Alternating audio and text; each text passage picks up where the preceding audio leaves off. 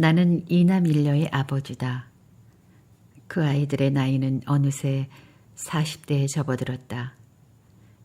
43살인 큰아들과 42살인 작은아들은 일남 일녀의 아버지요. 40살인 고명딸은 두 아들의 엄마다. 나는 이남 일녀의 자녀들에게 내가 아버지 노릇을 제대로 하지 못해 미안하다는 생각을 한다. 아이들이 어렸을 때는 방송국 프로듀서로서 직장일에 바빠 아이들과 놀아줄 시간을 내지 못했다. 할머니나 엄마에게 맡기고 나는 밖으로 나돌았다. 또 문학을 한답시고 글벗들과 어울려 밖에서 시간을 보내는 게 당연한 것으로 여겼다. 그런데도 아이들은 불평 불만 없이 무럭무럭 자라주었다. 그러면 되는 것으로 여겼다. 그 아이들이 학교에 들어간 뒤 성적이 상위 그룹에서 오락가락하니 내가 특별히 관심을 갖지 않아도 되었다. 그렇게 키우면 되는 것으로 알았다.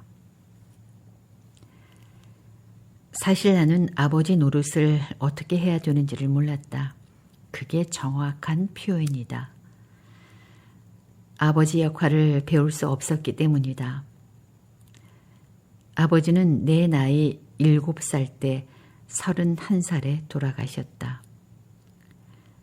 아버지 상여가 나갈 때 어머니는 큰아들인 나에게 상여 뒤를 따라가라며 삼배 옷을 입히고 대나무 지팡이를 들려주셨다. 나는 부끄럽다며 그 상복을 입지 않으려고 바둥거려 어머니의 마음을 아프게 해드렸다.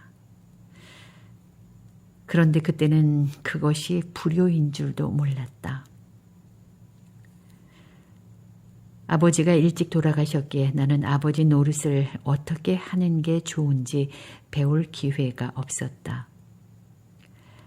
아버지가 외아들이셨기 때문에 큰 아버지나 작은 아버지도 계시지 않았으니 곁눈질로 배울 수도 없었다.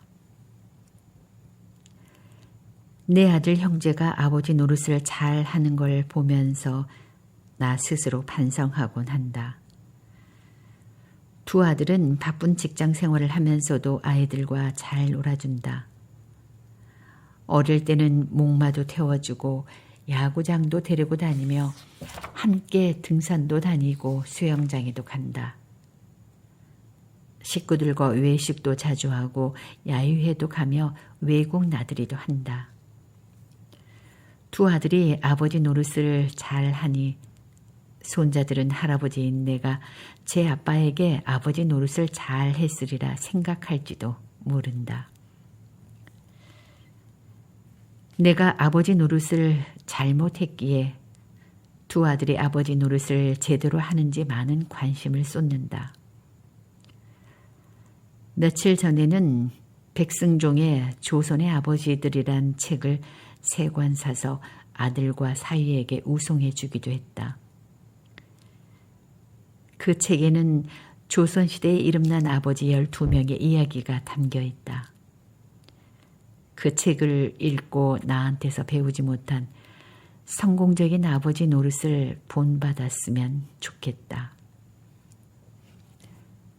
조선시대에 청렴결백한 정갑손이란 대쪽 영감이 있었다.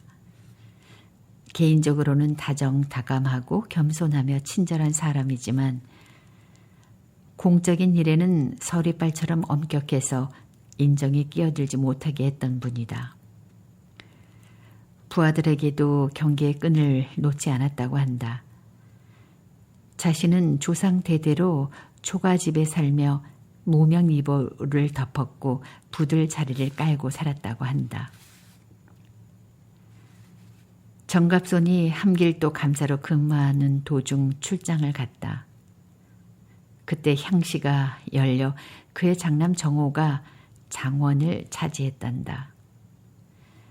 출장에서 돌아온 정갑손은 향시 합격자 명단으로 확인하다가 아들의 이름을 발견하고 합격을 취소해버렸다. 그러자 그 아들은 외가가 있는 경상도로 내려가 다시 향시에 응시하여 장원을 하고 한양에서 치른 과거에서도 장원급제를 했다고 한다. 실력이 뛰어나 장원을 했는데도 오해를 살까봐 그렇게 경계했다니 얼마나 결백한 사람인가. 오늘의 공직자들이 꼭 본받아야 할 일이 아닌가 싶다. 나는 어려서부터 아버지란 말을 잊고 살았다. 그 호칭을 사용할 기회가 없었기 때문이다. 큰아버지나 작은아버지가 계셨더라면 그 아버지란 호칭을 사용했을 텐데 그런 기회도 나에겐 주어지지 않았다. 그 아버지 대신 어머니란 호칭은 다른 사람보다 배 이상 많이 사용했을 것이다. 전남 강진에서 18년이나 유배 생활을 했던 다산 정약용은 아내가 보내준 붉은 치마에 편지를 써서 책을 만들어 아들에게 보냈다. 그것이 이른바 유명한 하피첩이다. 나는 내 아이들에게 비록 하피첩을 만들어줄 수는 없어도 이렇게 수필로서 내 마음을 전하고 있으니 얼마나 다행인가.